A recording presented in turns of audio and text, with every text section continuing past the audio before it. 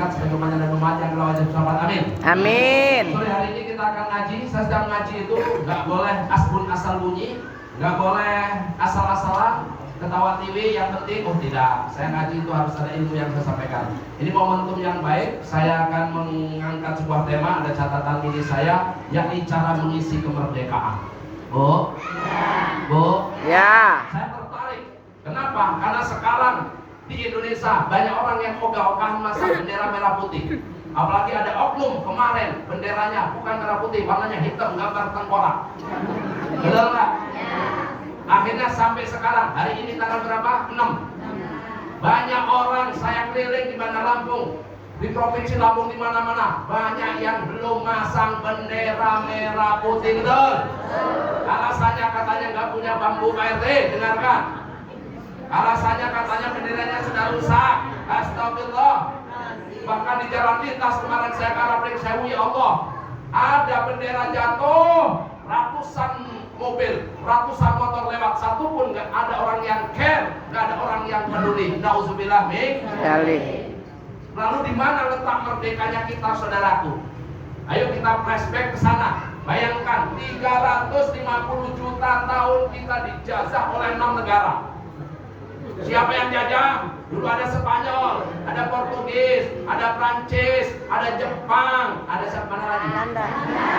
Belanda, saya pancing, orang tahunya cuma Belanda. Inggris pernah ke sini. Dari tahun 1596 sampai 1945, 350 tahun. Nggak percaya itu? Kita, ya Allah, saya ingat dulu zaman Nabi Allah Sulaiman, Bu. Nabi Sulaiman itu pernah ngajak perang dengan kerajaan Sabah. Rajanya, presidennya seorang wanita namanya Ratu Balkis. Ada yang mengatakan Ratu Balkis itu dari jenis jin, tapi juga manusia, cantiknya Masya Allah. Bu. Ya. Ketika ada surat cinta dari Nabi Sulaiman, surat cinta itu berawal ketika rapat paripurna di DPR. Kala itu tidak ada yang datang, salah satu perwakilan burung, namanya burung hudhud. Burung apa? Hudhud. Kenapa dalam rapat paripurna di absen sama Pak Camat, sama Pak Lurah, kok si hudhud nggak hadir? Kalau nggak bisa memberikan alasan, hujah, argumen yang kuat, akan saya cincang, saya sembelih, saya sate. Akhirnya apa kata burung hudhud? Sorry Baginda, saya telat karena saya tadi terbang di suatu daerah jauh. Saya melihat ada negeri gemah ripah, buat jinawi toto tentrem katora harjo, makmur rakyatnya, tapi sayangnya rakyatnya menyembah matahari. Kalau begitu benar-benar baik, saya punya tugas untuk mengislamkan mereka. Tapi sebelumnya saya buat surat cinta. Apa surat cintanya? Surat cintanya ada dalam Quran surat An-Naml. Innahu min Sulaiman wa innahu bismillahirrahmanirrahim. Ala ta'lu alayya wa kuni muslimin. Ini surat cinta dari ayah Embeb Baginda Sulaiman. Kalau lo gak nurut, gak tunduk sama aku, gak mau masuk agama Islam, awas.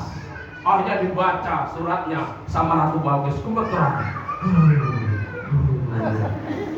Baik. Biasanya raja-raja itu kalau ada upeti dia akan pingsan. Tolong cari upeti yang paling mewah di negeri Sabah ini, dikirim upeti. Sudahlah, jangan macam-macam. Kamu duit, mau jizah, mau pajak dan surga, dikasih emas, intan, mutiara. Akhirnya malah sama Baginda Sulaiman, pulang saja, berikan ke raja kamu, hanya gemeteran.